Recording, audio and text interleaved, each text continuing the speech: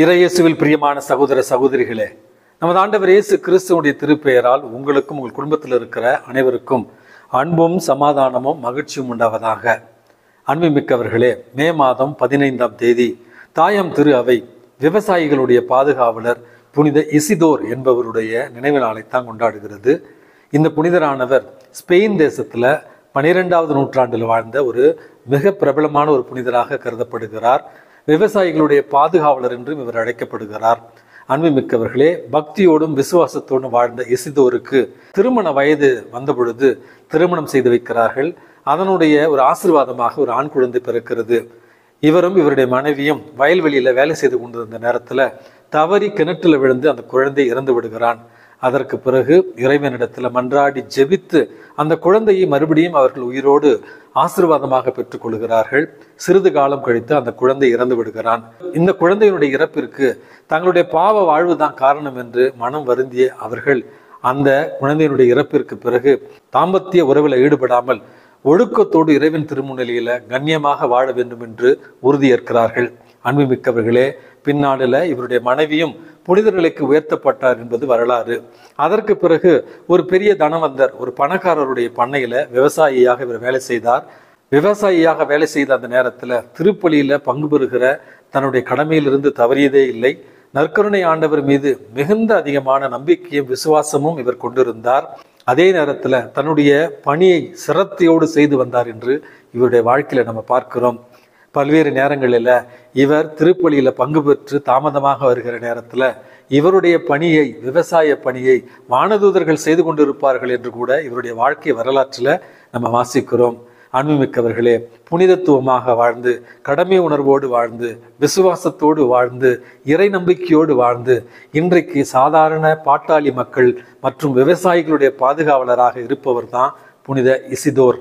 அவருடைய பரிந்துரையால் நாமும் கடமை தவறாத நம்பிக்கையுள்ள கிறிஸ்தவர்களாய் வாழ இறைவனிடத்தில் இன்றைக்கு மன்றாடி செபிப்போம்.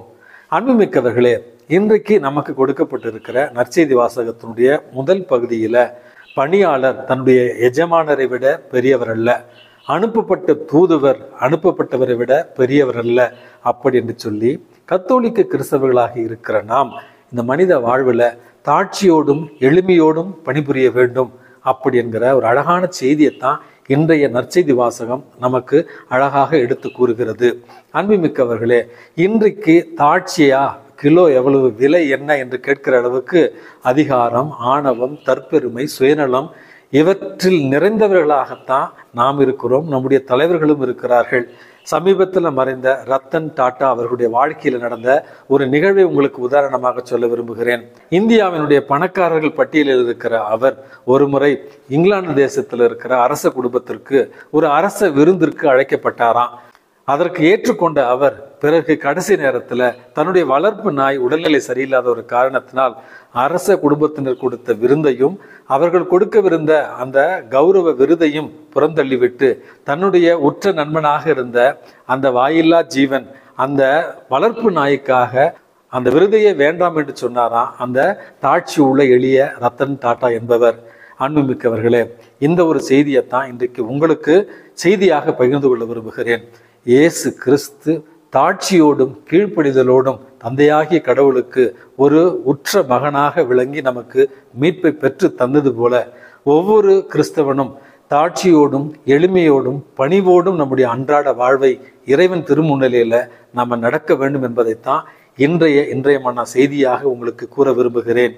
ஆகவே சுயநலம் துறந்தவர்களாய், தற்பெருமை இல்லாதவர்களாய், தாட்சியோடும் எளிமையோடும் இறைவன் திருமுன்னிலையில வாழ்ந்திட இறைவனிடத்தில் இன்றைக்கு மன்றாடி செபிப்போம்.